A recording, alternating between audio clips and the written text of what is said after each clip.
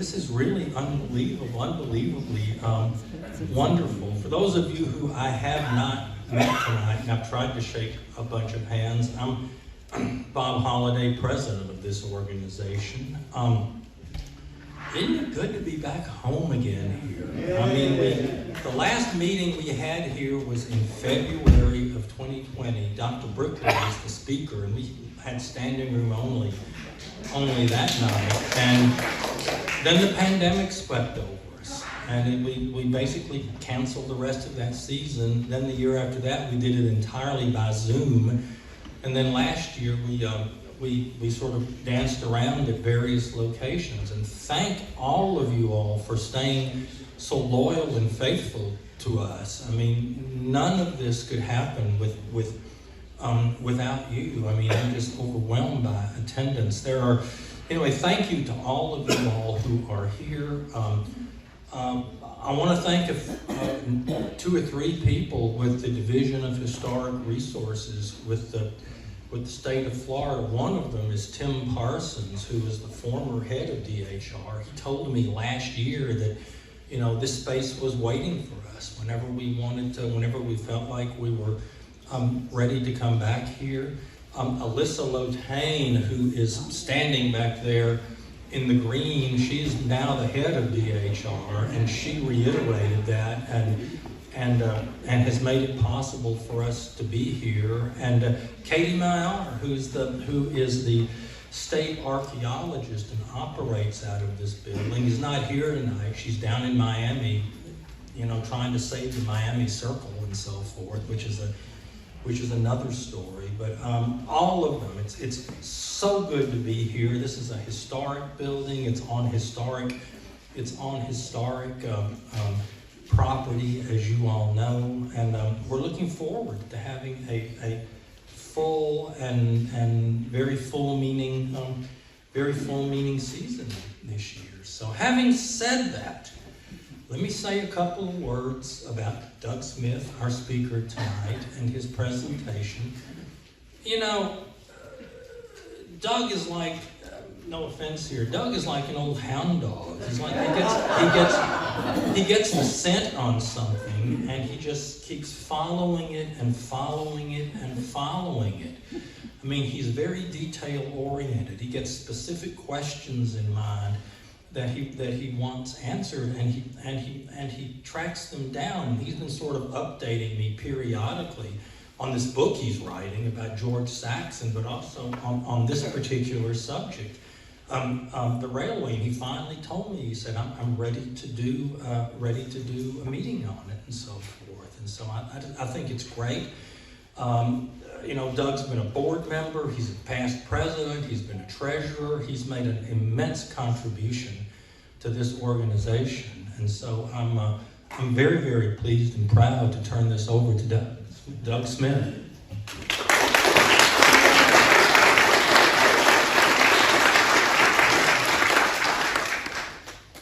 Can you hear me back there? Yeah. Okay. Before I start, I wanted to just ask if I could get a show of hands of people that have seen this photograph or know anything about the Tallahassee streetcar. Okay, so we got about half and half.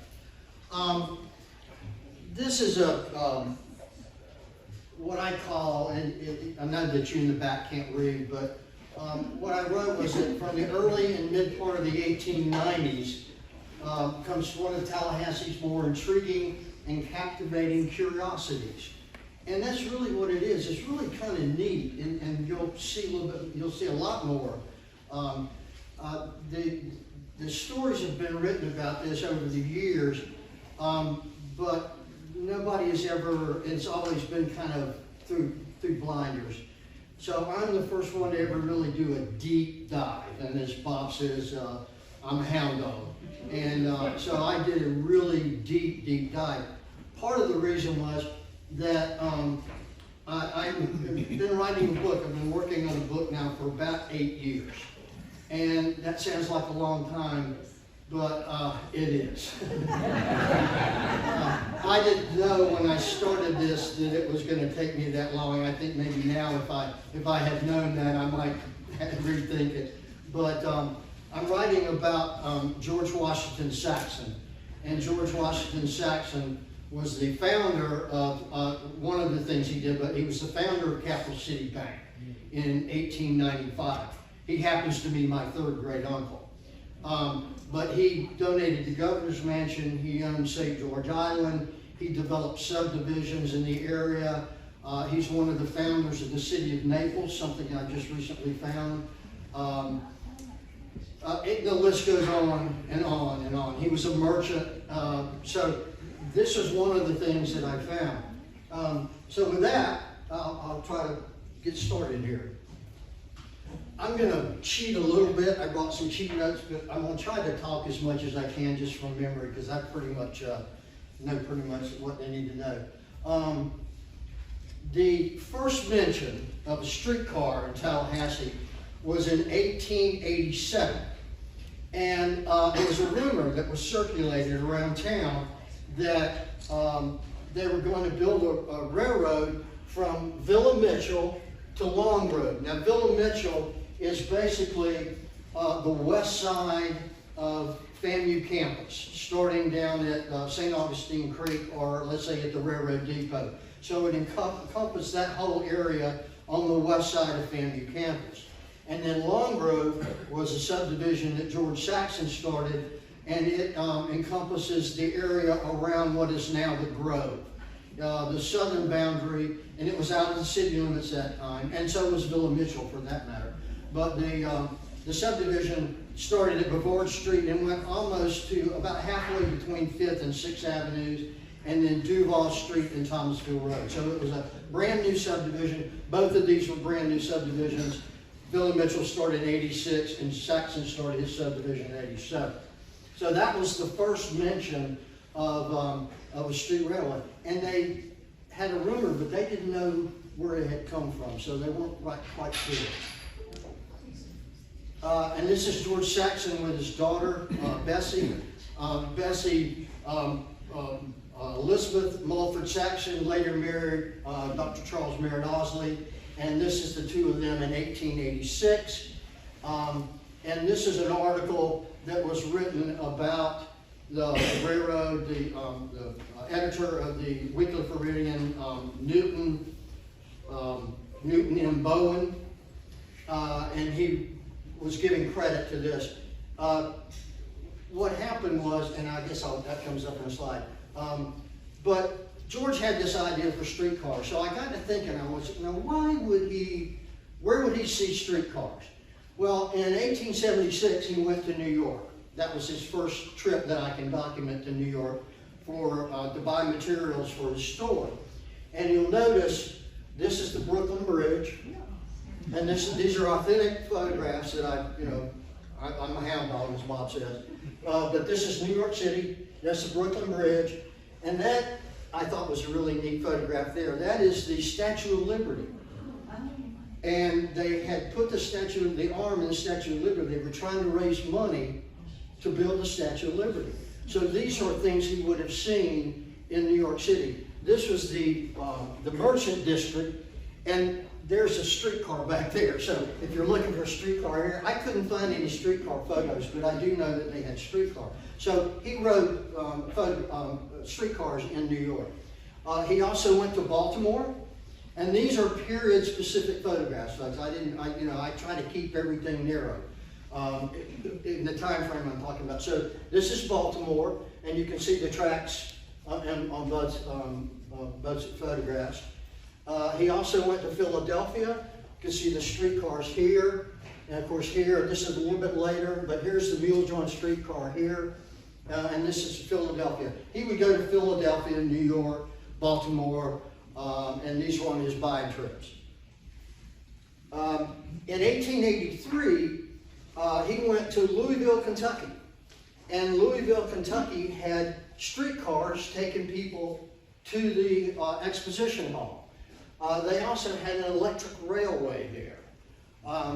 And this is the exhibit hall in Louisville in 1885. In 1883, I'm sorry. In 1885, he went to the New Orleans World Industrial and Cotton Centennial Exposition, obviously in New Orleans. In New Orleans, the exhibition halls were about a mile outside of town, so people rode the streetcar.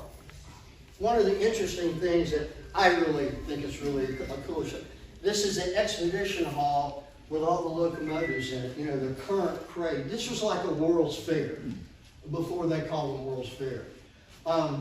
I'd love to go to one of these. I'd love to see something like this. So that was 1885.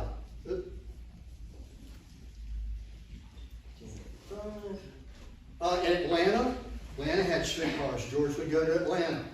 There's a streetcar 1882. This is one in 1891. They're doing the construction.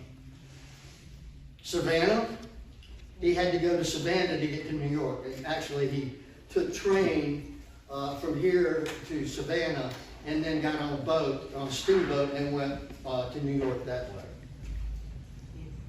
Now, Tallahassee was not the only Florida city to have streetcars. You had Tampa, Orlando, Palatka, St. Augustine, Jacksonville, and Arcadia. And then some of the other cities as well, St. Augustine, Pensacola. And this is directly from the report to the Comptroller of the State of Florida from 1894. And this is really cool because it lists the amount of track they had, the amount of side track, so it gives you a lot of the little particulars on the particular line. Jacksonville, he went to Jacksonville, and this is in 1883. This particular photograph is from 1887. This is a subtropical expo that they had in Jacksonville in 1887. And you can obviously see the streetcar. Orlando, another city that had streetcars. Fort Meade, Palatka. These are all, you know, same time frame. Tampa had a steam-powered streetcar, 1885. Pensacola, 1884. Now, almost all of these cities that Palatka, George Saxon went to. So I know that he would have seen these streetcars during that time frame. In March of 1889, it was announced that Tallahassee was going to have a waterworks and a streetcar. George Saxon also was involved in starting the city waterworks. And it was actually started by the same group of people. So they did a waterworks and a streetcar.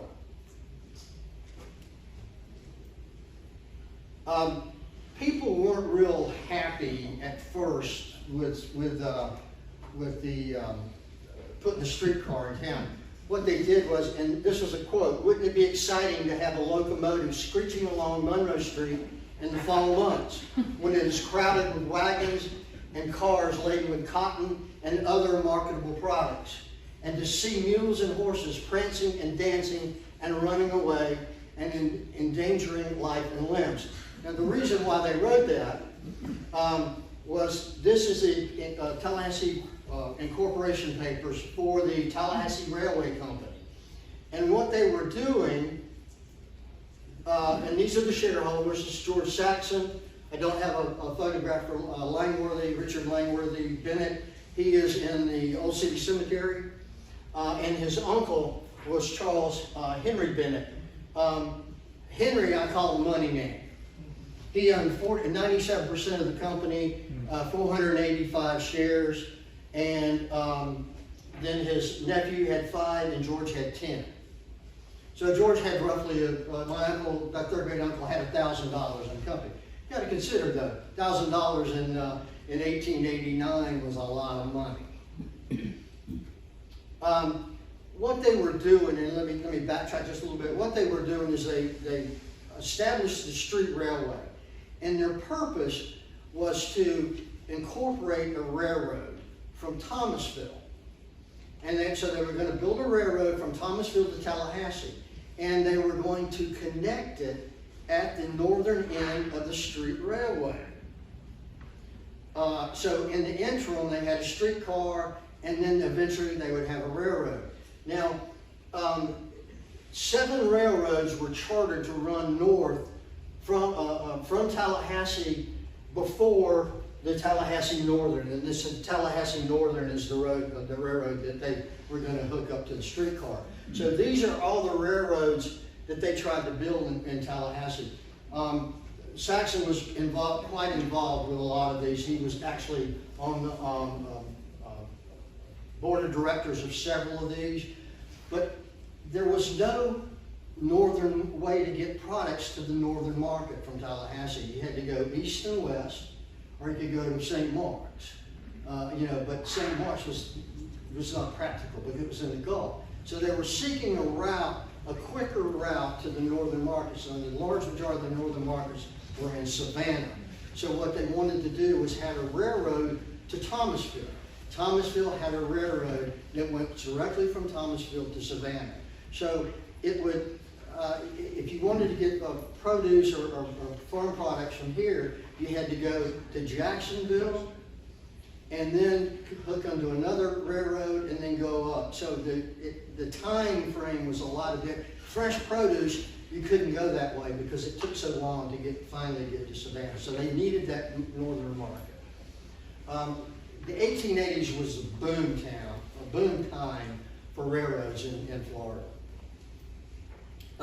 This is an 1885, I hope some of you have seen this. I love this map. This is a Skyview map from February of 1885. You can find it at Florida Memory. You can also find it in the Library of Congress. There's a copy right there. And Bob has a copy over here. This is a little bit bigger. You might be able to see it. In this, and because Rebecca had put this in the video, the commercial video, and I wanted to be sure to bring this up. But here is, and I'll just point a couple items out. Here is there's the Capitol right there, and I know it's hard to see it from there.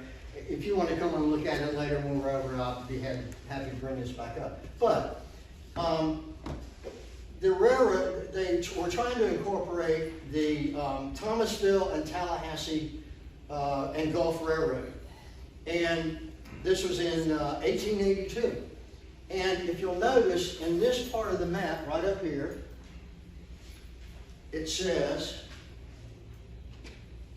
proposed Thomasville, Tallahassee, and Gulf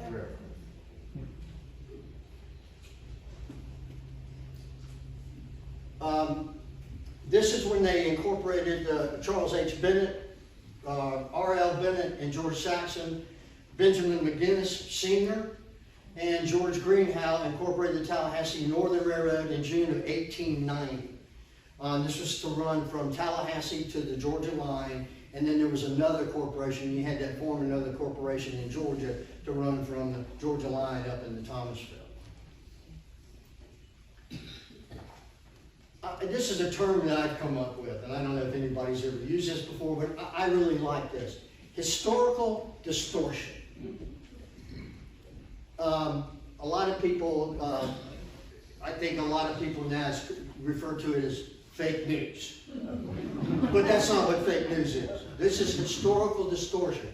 This is taking an historical fact, and over time, it becomes a little bit embellished. Somebody adds something to it, and it gets distorted. One of the examples that I like to refer to is I was writing a chapter, and in that chapter, it had a sentence, and I can't remember what it was, but it referenced a source citation. So I went to the book where that quote came from, and that person had gotten it from another book. So I went to the other book. That person had gotten it from another book. I went back 4 books, and the first guy got it wrong. So for over 100 years, the same story had passed along because the first guy got it wrong. As part of that deep doctrine. So what I'm talking about here is separating folklore from facts and interpreting history. The stories and eyewitness recollections of the streetcar. The first one was in 1909. Now what I did was I took each story and kind of put it on a spreadsheet. I said, okay, this person says this. Now, how many other people repeated that? And so I could look and determine whether what they were saying was embellishment or whether they were actually giving fact. So I took each one of these. Now, this particular one in red from 1950, she quoted Sally Blake in 1934. So when I started looking at Sally Blake, I looked at each one of these and I said, okay, how old were they when they witnessed this item? And you can see Philip Ball was 9, William Powell was 21, Sally Blake was 36, and then this one here, she's between 4 and 9, Judge McGinnis between 11 and 12, and Fenton Garnet's 21 and 6. And then, okay, so when did they witness it? Were they old enough to really know what they were seeing? And when did they retell it? When was their recollection? Because I'm not getting any older, and I do from time to time lose my train of thought. But it does have a tendency to become embellished or glorified or made to sound better than it really is. So I looked at each one of these, and these are the clippings from the newspapers. So the most common quoted source on streetcars is from Sally Blake. Sally Blake was a nurse. She started an infirmary on Monroe Street. Well, that was one of the places it was. She never married. I think she has one or two other books. But I love one of her quotes. It is hard for one who never saw the quaint little car, the tiny red mules, and the dear old drivers to visualize what it was like. She witnessed this at between 26 and 31 years old, and her recollection was age 70. She wrote this she gave this speech for the Tallahassee Historical Society. And then they published it in 1935 in the Appalachian. I'm assuming she did the sketch. I don't know for sure, there was no title, but it's in the book, and that's a sketch of the streetcar. Now, Sally Blake told a story, and I don't want to say with blinders on, but kind of tunnel vision. She just told what she saw, which is, that's good. I mean, that's a good thing. But she didn't talk about the beginning of the streetcar.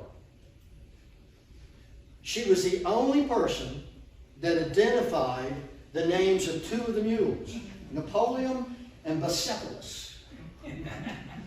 And she identified 2 of the drivers, 2 of the black men, was Nick and Jim. And part of the story, and I'll kind of go through this a little bit, but she told a story about Nick and Jim would get out and walk a bit while they coaxed the mules around the corner at Gaines and Duval Street, and I'll show you the routes here in a few minutes. They would stop and wait for customers, and sometimes a customer would ask them to wait while she went in the store.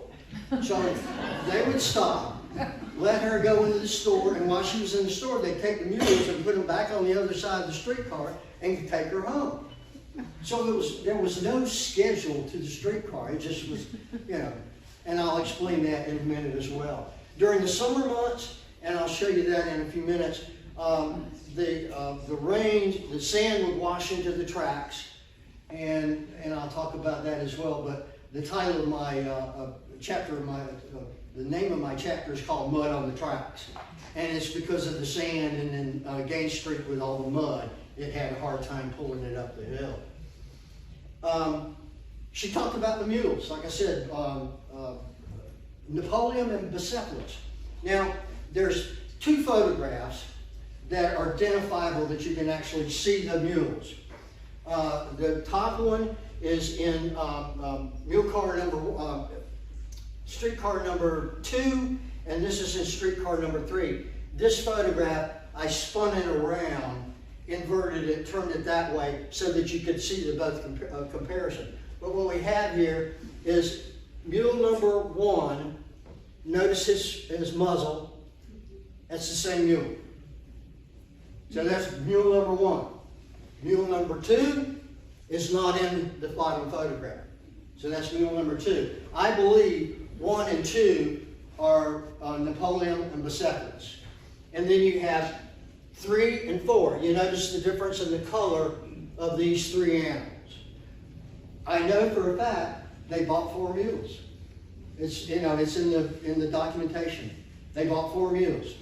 And there are the four mules. And I believe this is Napoleon and Bucephalus. This was Fenton Garnett Davis Abant. This was her story that she wrote. She was born in 1890, so she had to be between 1 and 6 years old when she. Her big memory was she had her head stuck out the window, and the driver was using his whip to hit the mules, and she got popped in the head.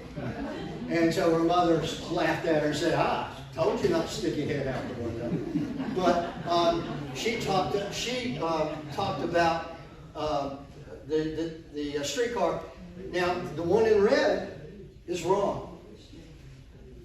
It says, at some point, the tracks turn west a block to Adams Street and continue south on Adams to St. Augustine. That's wrong. She was between 1 and 6 years old. So that's acceptable. But don't go back and quote that, because if you do, you're wrong.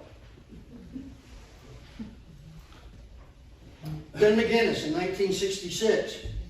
I was trying to figure out how old he was when he witnessed it. And he was born in 1884, so the story was between 1885 and 1896. And the reason why I know that, he says, I came home from Jacksonville on the train. Entering Tallahassee, it passed Middle Florida Ice Company on the north. Well, guess what? Middle Florida Ice Company was started in January of 1894, which supports the age of 11 to 12 years old. Another eyewitness was William H. Powell, between the ages of 16 and 21. He verified that it had 3 mules. See, some people said it had 2 mules. Some people said it had 3 mules. It had both, as you saw in the photograph. What he was doing, they were out in front of the courthouse, and they were digging up to do some work in front of the old Leon County Courthouse. This is in 1932, and they dug up one of the wooden ties in the road. It was still in there. They had just shoveled dirt over the top of it. The account that really counts,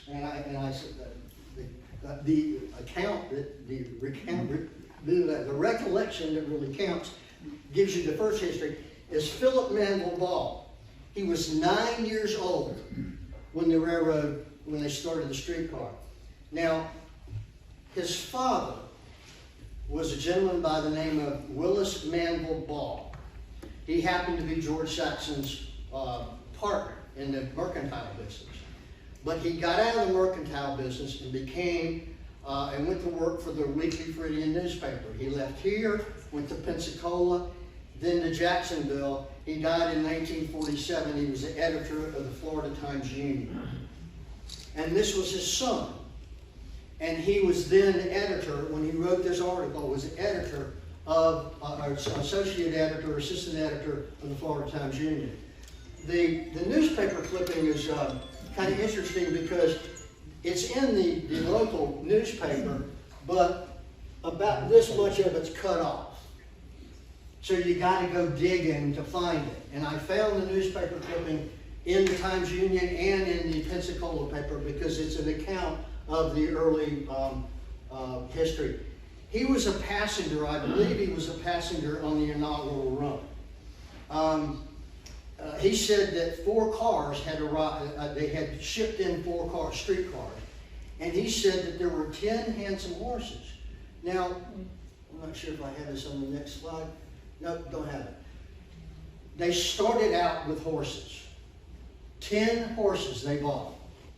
They built a stable down on Railroad Avenue, which was St. Patrick Street at the time, and they used horses. Well, the horses couldn't pull the thing up Gaines Street Hill, so they went to mules. he also tells the story of the first conductor. The first conductor was a 9-year-old boy named Bernruder. His father was the city marshal. And he did it for a little bit, and then they brought in some other men, and they got tired because it went so slow, and then they hired Nick and Jim. And that happened within the first year, possibly 8 months. They went to mules. They got 2 mules. 2 mules couldn't pull it up the hill.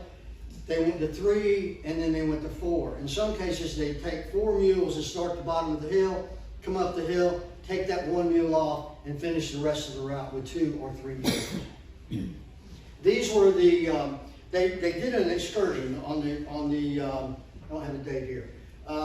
It's on the next slide, I believe. But they did an initial excursion, and the cars would hold 8 people. Well, 13 men and several children got on the streetcar, and included were George Wythe Walker, who was a state attorney, Governor, 2-term Governor Bloxham at the time. He was a state comptroller. W.T. Coswell was a local merchant. Collins was John G. Collins. He started the Tallahassee Democrat. He was the news. So they included the newspaper guys on their initial excursion. And then Ball, that's Willis Manville Ball, and an ex-mayor Gorman, Prosperous DeMille, and then of course George Saxon. And there were let's see, there's 5 more, but I can't find pictures of them.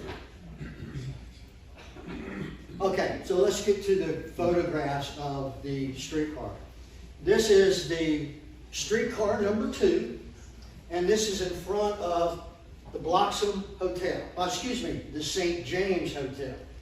It was the St. James, then it became Bloxham. And if you're ever wondering what the difference between the two, when you see a porch built around it, that's going to be the Bloxham. But this was the St. James Hotel. He was built in, where's Claude? I think it was built in, and I've got it written somewhere, but I don't remember off the top of my head. I think it was built about 85, 86 time frame. And there's the streetcar. So this is looking east, kind of northeast, if you will. This is the extension to Jefferson Street that's on the left side of the courthouse. This is where the Lewis State Bank building used to sit. It's now some other big building. He's heading south, and this is on Monroe Street. And there's the 2 mules I had in the other photograph. The streetcar route and its construction. In February of 1890, they delivered railroad ties. Now, I'll get to it in a little bit, but I was able to determine exactly what they were using. And based on the current, they used about 6,500 railroad ties. In February, 2 cars came in.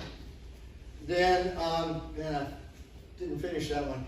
Then they ordered lumber to erect the stables in August, and then they started laying iron in April 12th. There was 4 miles, it was 2-mile track, so you had 4 miles of steel rail. The first passenger over the line was on October the 7th of 1890. When you were constructing streetcars, I'd love to have a picture of somebody big and putting down streetcars in Tallahassee, but there is none. But there is an example in Jacksonville. So this will kind of give you an idea of what they had to do to dig up. You dig up the road, lay down some rock, put in the ties and the rail, and then cover it back over with dirt. That was part of the requirement that they had here. The city ordinance required them to keep the rail at grade level, so that anybody could cross the railroad track in a horse and buggy or wagon anywhere on the track. They didn't have crossings.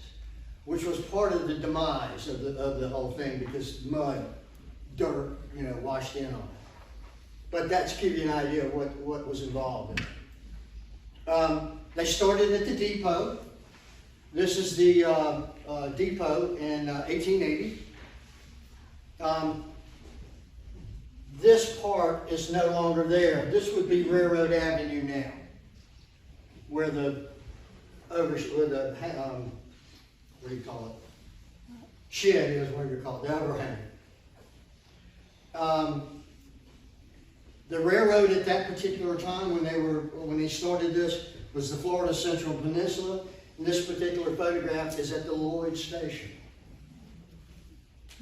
This railroad also was the railroad they had bought, the St. Mark's Railroad, so it also went to St. Mark's. This is the route that it took. Started down here at the bottom at Railroad Avenue, went up to Gaines Street, went up the hill to Duval Street, went about 2 blocks, turned right going east on St. Augustine Street, and then straight out Monroe Street to Brevard Street. When they first proposed building it, they were going to go this route instead of the bottom route, so they would go up to Pensacola Street. If you've ever been down to Duval and Pensacola Street, and to this day, it's like this. I mean, it's a steep incline. It's been graded down a lot since then, but I can understand now why they went on the south side of the Capitol. But that was the original proposed route. The red is the route that they actually took. The 1890 Sanborn maps. This was really kind of interesting. The 1890 Sanborn maps. Does anybody know what the Sanborn maps are? Insurance maps. They would send a guy to town every so many years, and they would go around and they would lay out the city, each individual color. I think in this particular case, pink is stone, yellow is wood. And it's really a very interesting map because when you look at it, it'll tell you how many stories, how many windows. These were insurance maps. So they would come in and grade it. Now, they only did the fire district, which I'll show you in a little while. But anyway, when they drew this map up, now this map is May of 1890. They were still laying the tracks in May of 1890. This shows at Pensacola Street, the track split into 2, going north. And then, coming from this right here, it went all the way up to, this is where the Leon Hotel is, this is Park Avenue right in here. And then it went back into 1. It only had 1 set of tracks. It never made 2 sets of tracks. I believe that they were working on it, so Sanborn people got with them and said, well, what are you going to do? Now, they had the option to do this. That was into their city ordinance. And they eventually thought that they would probably do that, have the split. And matter of fact, they had the option to do 2 rails down the center of the street anytime they wanted. But that was their initial plan. An interesting part, and I'll show you in a minute, was the 1895 map shows no rails, but the rails were there. So you kind of got a little bit of both scenarios. This is one of my favorite photographs here. This is looking down North Monroe Street. You're standing at Park Avenue. That's the Lutheran Church right there, the roof of the Lutheran Church.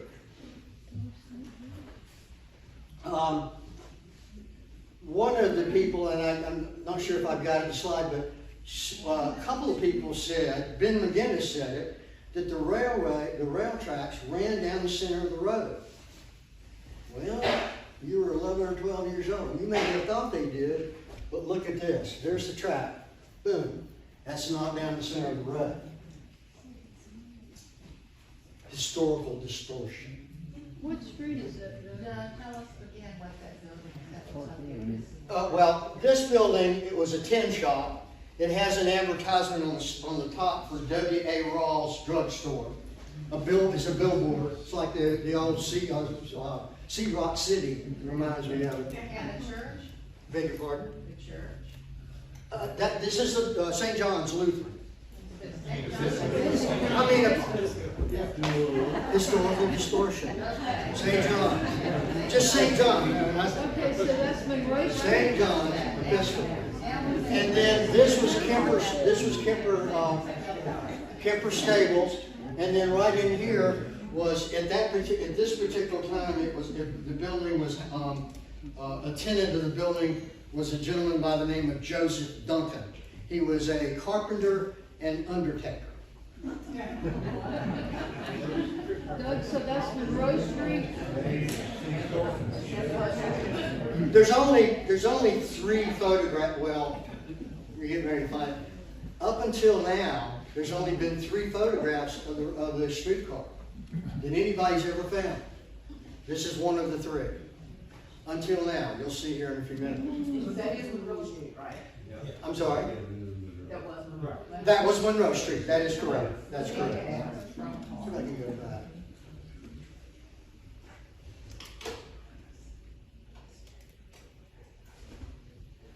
Call Street is right here.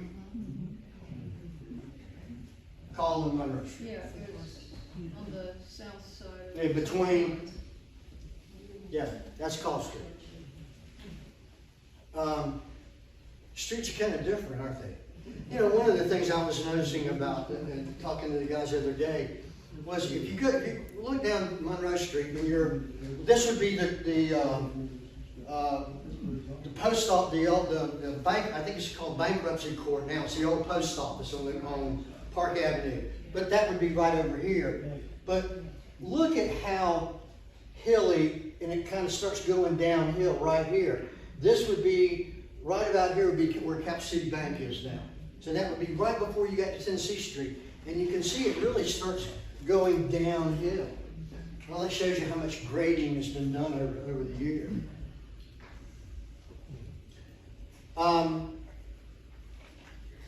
Double set of tracks, I talked about that, and I was just showing this again because I wanted to, I kind of got out of whack there, but anyway. Single set of tracks. I've been through every photograph of Tallahassee. Matter of fact, over the last 8 years, I can just about look at a photograph and tell you where the building is. That's how bad it is. But this happens to be where what we were just talking about, the post office and bankruptcy court. That is the Leon Hotel. First Leon Hotel burned down, built in 1881. Burned down in 83, 4, rebuilt it, burned down in 1926. 25. September 13th and 14th. This is Maurice. He's a historian for the fire department. He would go.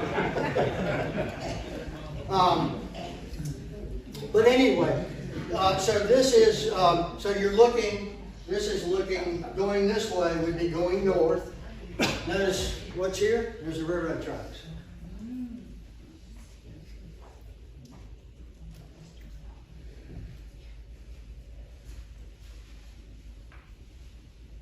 I enlarged that. This gives you a little bit better view of the hill I was talking about a minute ago. And it gets blurred. What I was trying to do was I wanted to narrow in on this to see if I could make some identifying marks. I almost think they're horses, but they wouldn't be because there is a black man, and they had mules by the time Nick and Jim. I've been trying to find Jim Alexander Dimitri. I would love to find that man. He was the stories are he was gray-haired. He wore a GAR pin. GAR, Grand Army of the Republic. It was a fraternal organization of Union soldiers. I did find the GAR listing at the Library of Congress. It shows the Tallahassee chapter, but it doesn't have any names.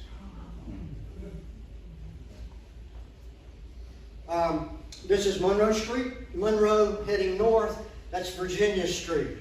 For those of you who are familiar with some of the old homes, that's the Winthrop House right there. Anybody know what's there now? Aren't they building something there? They took down the Tallahassee. Yeah, that's right out of the same area. Another house, this is at the corner of Duval and St. Augustine Street, and you can see how the track starts, it's making a curve to go around the corner. That's the William McIntosh house, that scenery which burned down about right around the time we were building the Supreme Court building in the 40s, early 40s. This is one of my favorite photographs because this photograph was in the, and I'm getting a little sidetracked, so I'll hurry up. But this photograph was in the state archives and listed as some date that wasn't correct. And the reason why I know so much about this photograph is this was the Ball brothers in DeMille, and they are successors to George W. Saxon, and it even says that on the sign. And then over here is W.A. Rawls. Well, if you look underneath, it says T.G. Rawls. That helps me date it. W.A. Rawls sold the store to his brother in 1893. It's got railroad tracks, so we know that it's between 93 and 95. Would this be Monroe? Beg pardon? Would that be This on is Monroe. This is looking at this is Park Avenue here, College Avenue to the left, looking west on Monroe Street. Well, southwest. This is going south, this is going north. You're looking at the west side of the street. There are actually 3 photographs that I have now identified. I did a composite. This one and this one. And I realized that what happened was they took these three photographs were all taken at the same time. They all have the railroad tracks. You can really see them when I blow it up there. This store right here, this is Jacob Cohen's store. For those historians in the room. This store here, I changed the mid-tone so I could pull out what's hidden in the shadows. That happens to be my second great uncle's store. P.T. Michael started that store in 1894. But there's the railroad tracks on Monroe Street. Now this is just a couple of stores down from the previous picture. A couple of stores south of the previous picture. Here's the 1895 Sanborn map I referenced a few minutes ago. No railroad tracks. None. They got too many on one and not any on the other. I think by this time they had decided they were going to pull it up anyway. So they just didn't include it.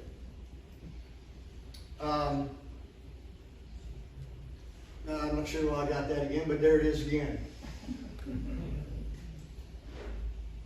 There's that one again. Okay, so I'm just going through, I'm going back through the car. So you've got the previous one in front of the Lutheran church. Episcopal church.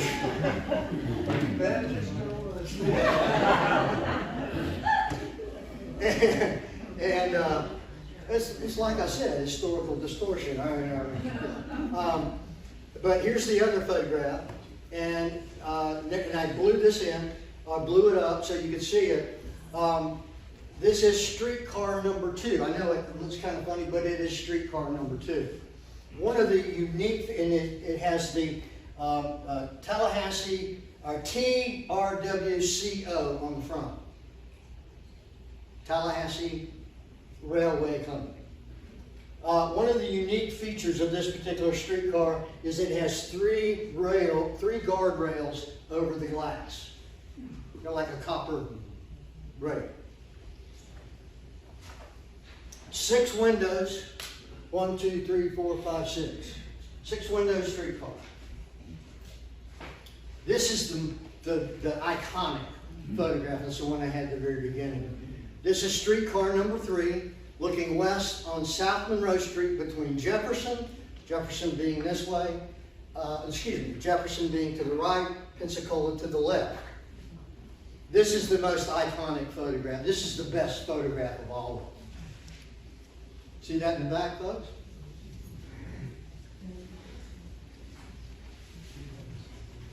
What are those structures? Those structures? They're buildings. This is the corner of Jefferson and Monroe Street. So it would be on the west side of Monroe Street, right at the corner. And I can't remember the name of the store. Lutheran Church. Touche. So I was looking at this photograph, and I'm going, gosh, I wish I could figure out a little bit more on this photograph. So I blew it up. Here it is, kind of taking a look at it.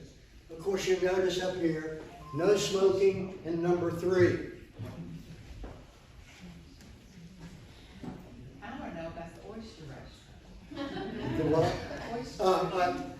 See me after. I'll tell you about J.J. Winburn. Somebody was asking me about that the other day, and I happened to know exactly what they were talking about. Imagine that. The cars. I knew the Bennetts were from Philadelphia. I wanted to find out something about the cars themselves. So I started looking for the street cars, and the Bennetts were from Philadelphia.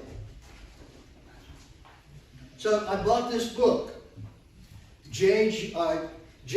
Brill, because you can't find their photographs of these streetcars unless you buy the book. Okay, but they were from Philadelphia. It was in Philadelphia, and it was close, but I thought I was onto something because, I'm thinking, okay, well, they're from Philadelphia, so they bought their streetcars in Philadelphia. It only makes sense, right?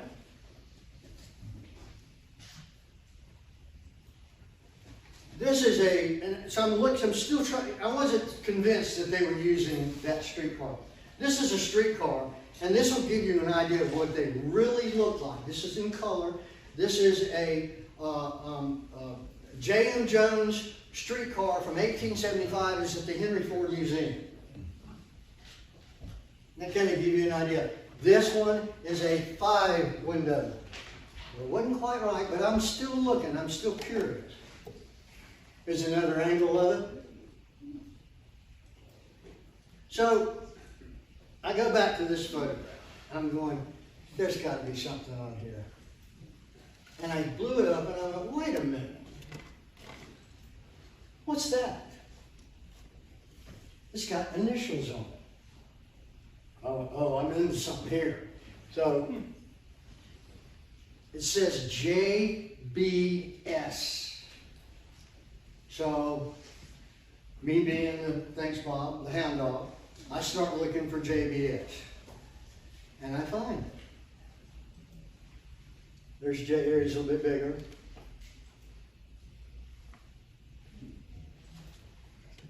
It is a John B. Slauson Farebox.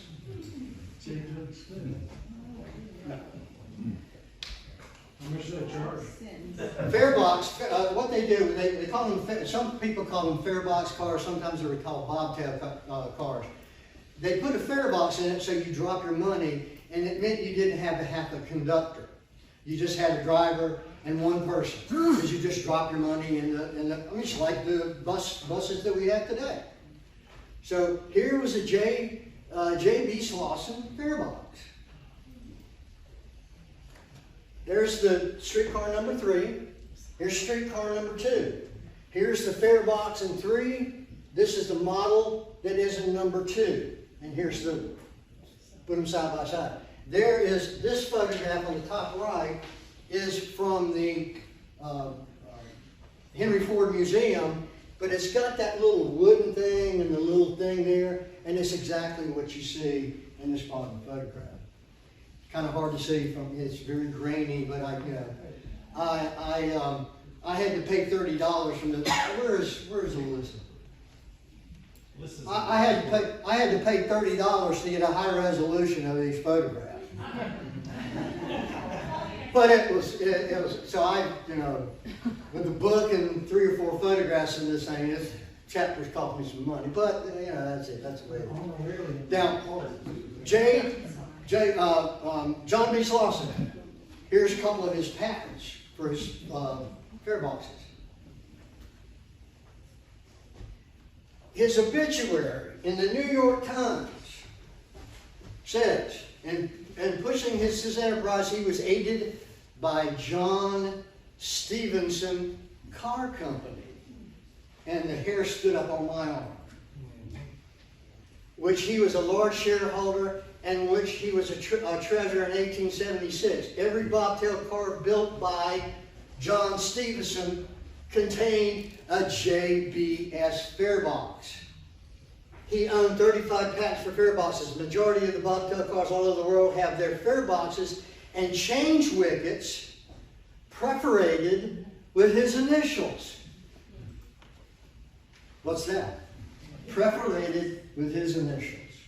So John B. Slauson led me to the builders of Tallahassee streetcars. I was so happy.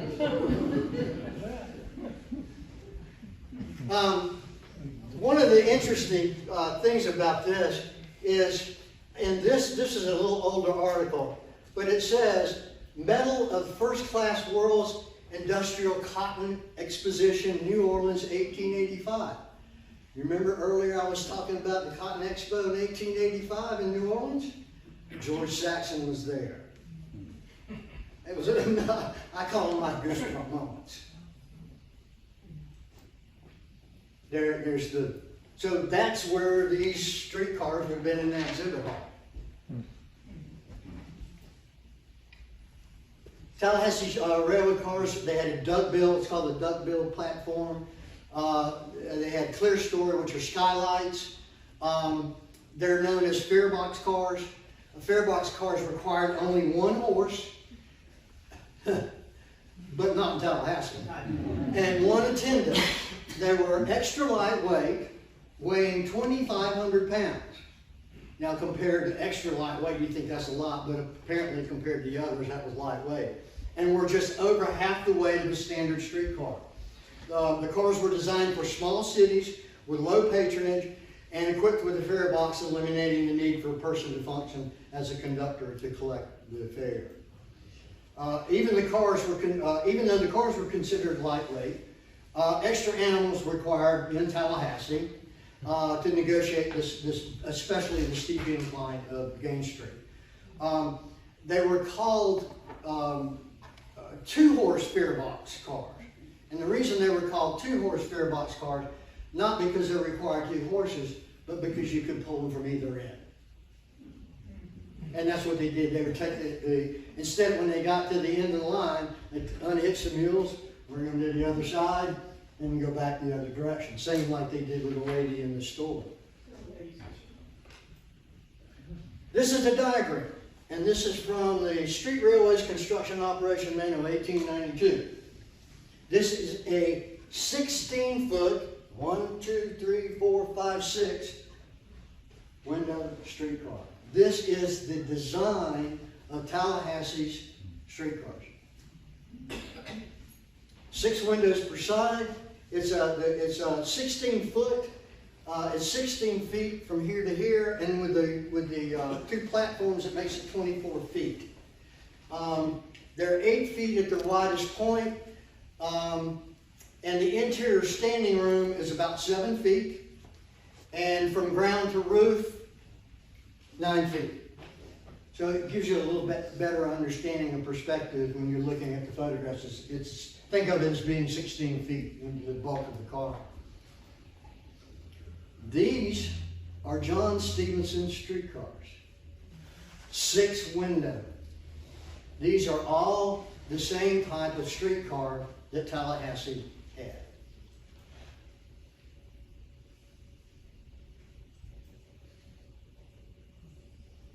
I mean, these are high resolution photographs, so you can really get a better, feel of what they really were. This is obviously in New York City, but these all had similarities to Tallahassee streetcars. This one is a little bit bigger, but this one gave me another clue that this was John Stevenson streetcars other than the JBS and the 6 windows. And that was number 5 and no smoking. It's the same font, same size. Just another little piece of the checkoff mark. The interior. This is from Daily Graphic of 1884. A little illustration. The seating of the streetcars in Tallahassee, there were wooden benches, would hold about 8 people. Kind of give you an idea of what the, it's not what you think of some of these luxurious streetcars, you know, back in the 1800s. This is basically just a wooden bench, you know, 2 wooden benches. And so that's the interior of the one in Ford Museum.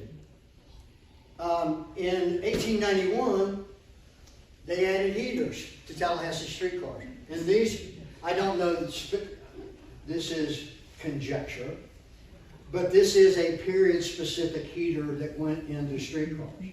So I don't know for sure that they used this particular model, but this is what was available during that time frame. And you can see how it took up that last photograph. You could see where they had notched out and taken out a heater, but you can see, and they vented it through these 2 vents here. The vents were not originally built for heaters. They're actually for fuel lamps. So at night, if you've got a fuel oil lamp, you put it in there and it vents out of the cabin. But they said what they ended up doing was just adapting it, you can see it here, and built up. So in November, it got cold in Tallahassee, and they put a heater in. Sometime in 1891, the patronage had dropped a lot. And so they were trying to come up with ways to increase the schedules. They hired William O., I call him Ollie Head. He was a partner in Carpenter and Head Bakery. Where's Claude? Claude knows about the bakery. He was a brother-in-law of Richard Bailey. He's also from the Avent family, from those of you who are from this area. Head offered a free excursion to all the white children on June 21st, 1892, and the following week he did the same for the black children. They were trying to promote and increase patronage. So they brought him in to be the salesman, the promoter. This is a letter from, I got this from, there are 40 boxes of paper at the State Archives, and it was just paper and the city council. They just pretty much just dumped it in boxes. There's 40 boxes. I know that there's several people here. I've been through all 40 boxes. And in that, I found this letter. This is a note. But Head wrote to representing R.L. Bennett and requested them, they wanted to add electric motors. The ordinance allowed them to go to electric motor. So they wanted to take this thing electric. Mules weren't working. So they wanted to go electric, which meant they would have had to erect poles and wire, build a power plant to service all that. It never happened.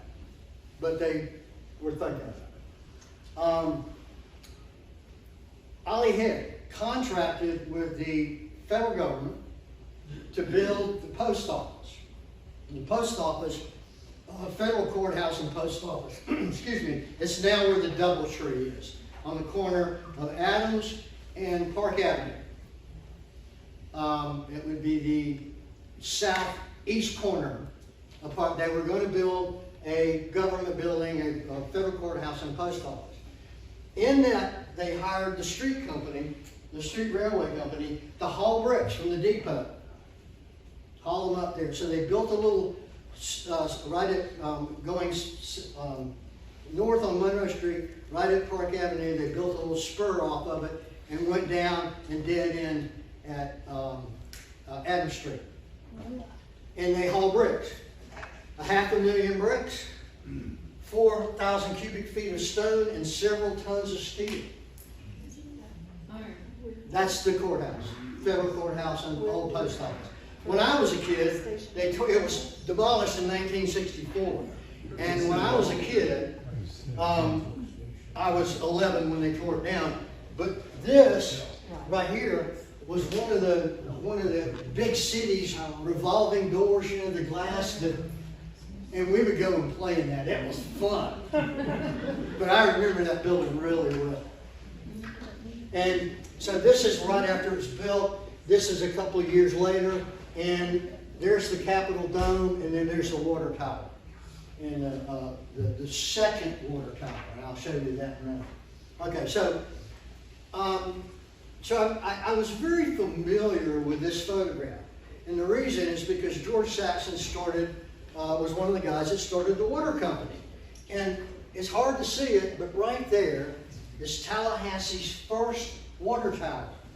This is Adams Street here, Park Avenue here. That's the old columns. There's the Presbyterian Church, not Lutheran.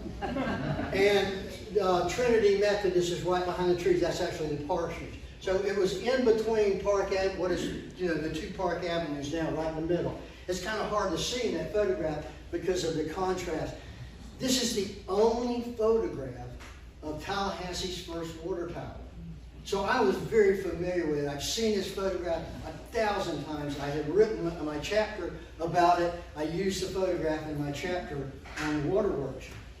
So I was looking at it, and I went, wait a minute. Oh, and I colorized it so you can kind of get a little bit better feel of the water tower because the contrast brings it out of the white background. So there's the Presbyterian Church on the right, the columns, and you can see there's the water. You can see the bottom of it here.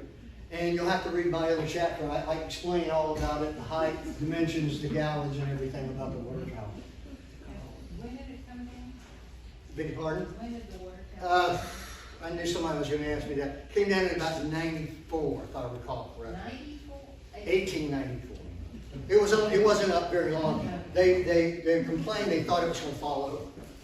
So they built that other tower that I pointed to there. So here's the photograph, and I'm looking at this photograph. Now I'm writing about streetcars. And I noticed something. There's a stack of bricks with a wheelbarrow. And I went, And then there's a stack of bricks. Okay? And then I go, wait a minute, what's this? That's another stack of bricks. And then I went, wait a minute, what's that behind the bricks, or next to the bricks? There's the bricks looking towards it's up on the road. And next to the bricks is this. Tallahassee Street Railway Company. It's the fourth missing car. It's a gondola. I'm the first one to ever find this. I kept looking at it. Another $30. But I saw it in a low resolution photograph, and I went, wait a minute, this is the right time frame. You know, I got goosebumps again. And there it is. That gondola is made by, there it is, four-wheel gondola, is made by the John Stevenson Company.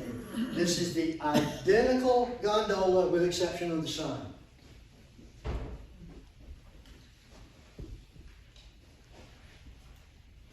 Steel rails. What am I doing? Where's Bob? What am I doing for time? What kind of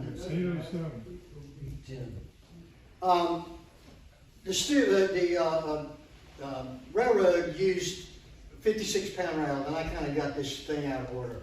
They constructed the railroad because, remember what I said, they were going to bring in another railroad from Thomasville. So they had to put down the railroad steel rails that would support heavy locomotives and freight. They used what is called a 56-pound rail. It's 56 pounds per yard. And you're going to ask me how I know that. I'll get to that in a minute. They came in 39-foot lengths. which means it was 728 pounds. So one of those 39-foot rails weighed 728 pounds.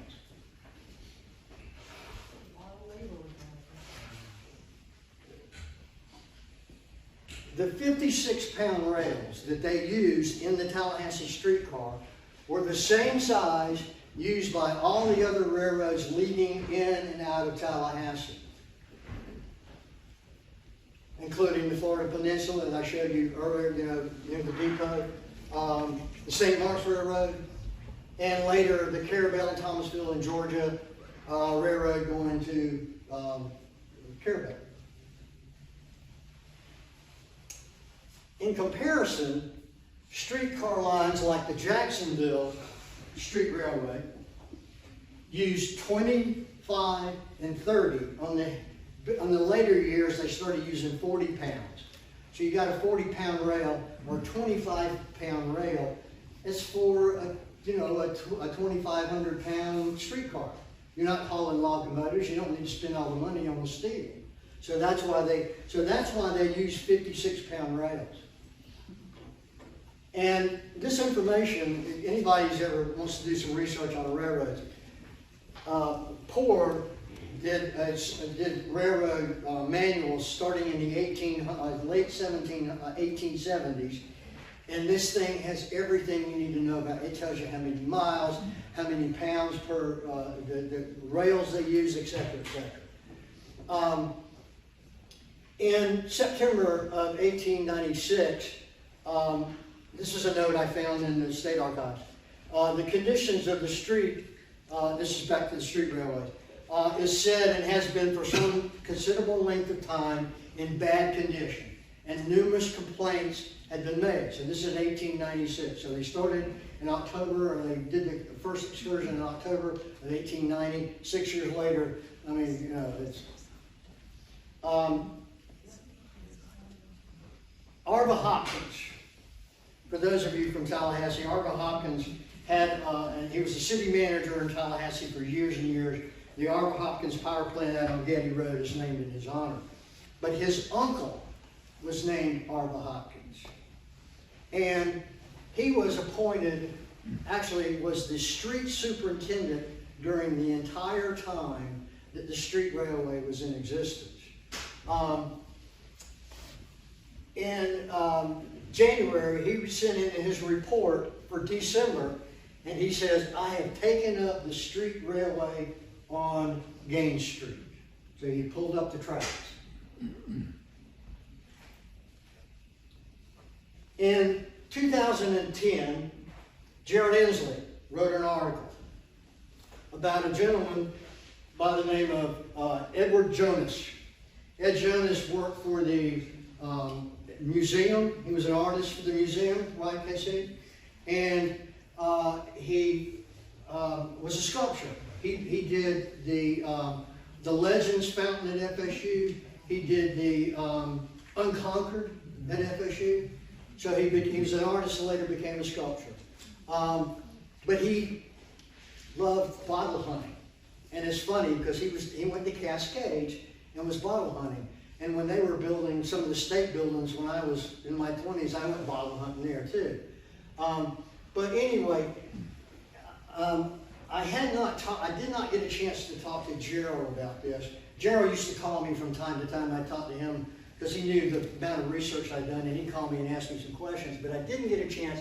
I think by this time, when I discovered this, that he had passed away. Ed, and another thing, Ed Jonas painted all the murals at Mission San Luis. So if you ever got to the museum at Mission San Luis, those were done by Ed Jonas. But Gerald had made a claim, or he made an assumption that he found Ed Jonas found some old railroad ties. I mean, not ties, but the rail down at Cascades. And Gerald made an assumption and he thought that that's where they came from. Well, I had seen this article, and I looked at it, and it said they were going to donate the rails to the Tallahassee History Museum. So I got in touch with Richard Dawes, and he said, I don't know anything, but you can talk to the curator. So I went out there, talked to the curator, no rails.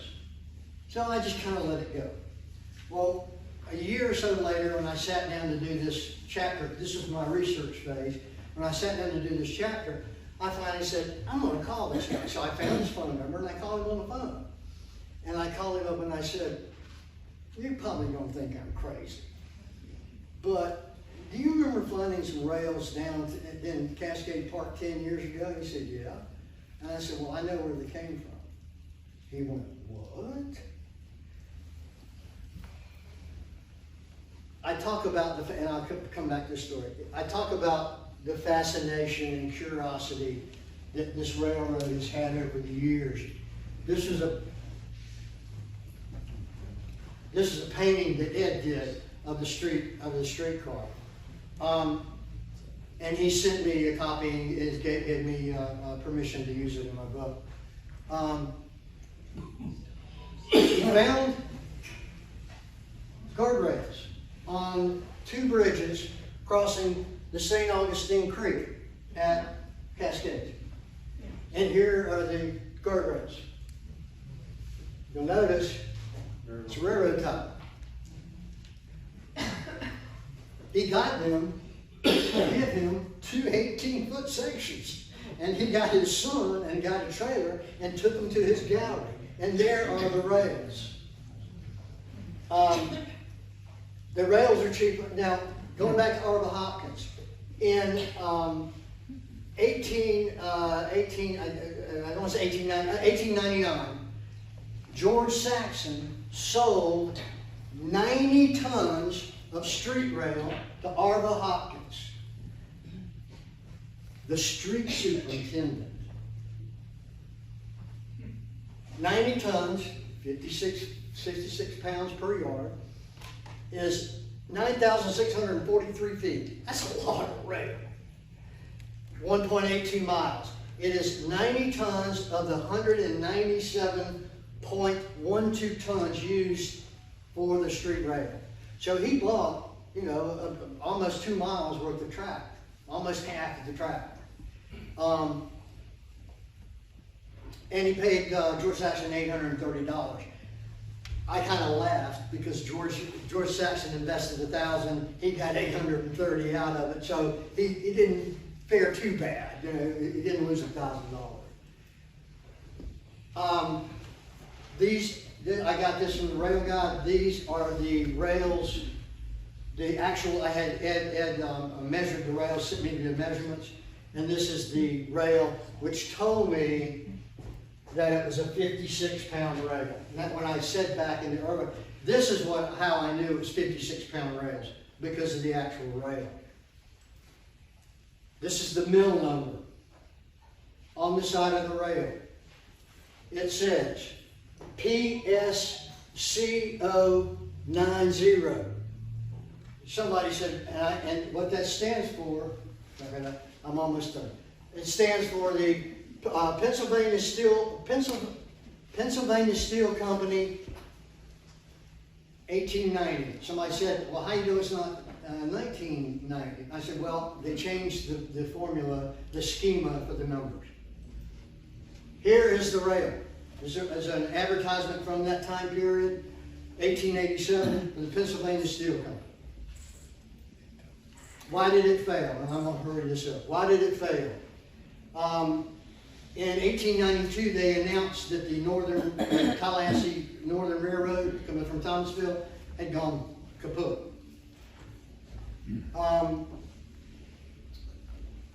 They were also going to try to, Bennett started another railroad in Apalachicola to Carabel, to Tallahassee, to Thomasville, and he incorporated the Florida Western. So he was going to use it coming up from the south. That never happened either. After less than 6 months, the first report of problems with the streetcar, having problems with it. Let's see, that was the first report, bad report. Then in February, in that section right in front of the Lutheran church, St. John's Episcopal Church, would always flood out. And Sally Blake said that it would always wash in with sand. They raised the tracks and brought in 3 feet of sand and built the road up. Which kind of explains why that pump's not there anymore. The streetcar only went to the railroad 1 time per day. Train came in at 1:30, and how do I know that? Look in the newspaper, you'll find the railroad schedules from that time. It only came to town once a day at 1:45. It came in at 5:50 at night with freight, but it had a sleeper car on the back, so people really weren't getting off. So the streetcar only went down the hill and back up the hill once per day. Another one that McGinnis mentioned was that the competition with the Leon Hotel, their omnibus. I had seen this photo 1,000 times. 1894, that's your omnibuses for 25 cents, whereas the streetcar was 5 cents.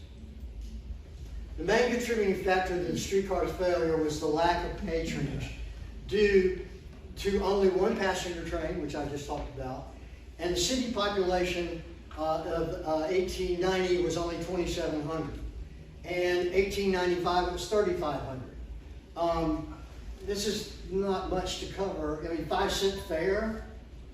The fare boxes cost an average of $830, and it would take 49,805 passengers just to cover the cost of the streetcars. That doesn't include the laying of the track, the horses, the mules, the feed, the veterinary fees, etc., etc. So it was a losing proposition from the onset, from the very beginning, and they knew that.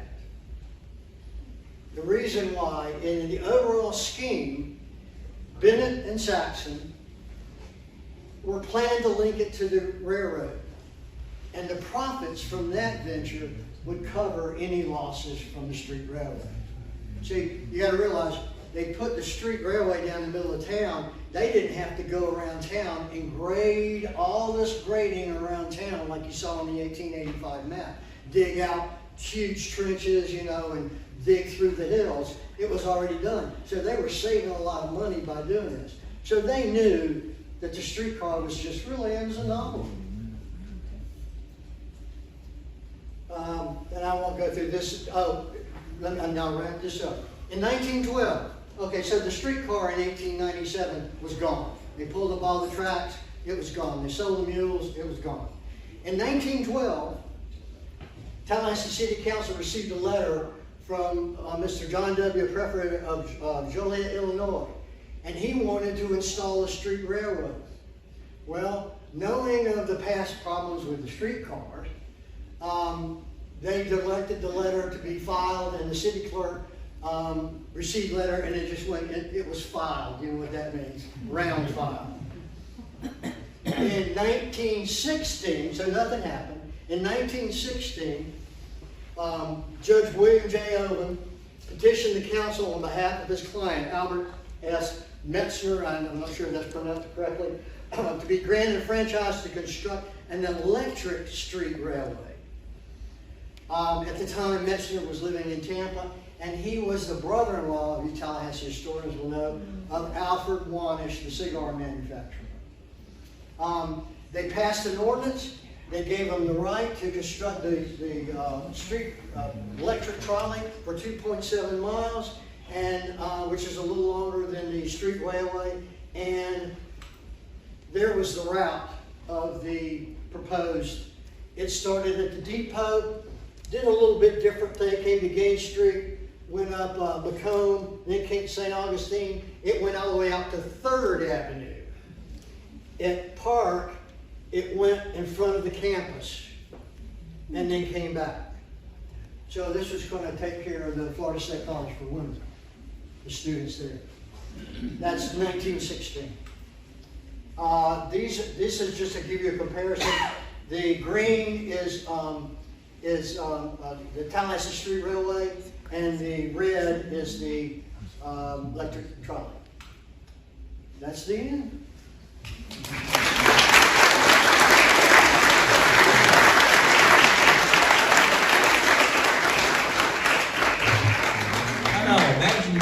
much research on the railway. So if you have questions for Doug, I'll let you approach him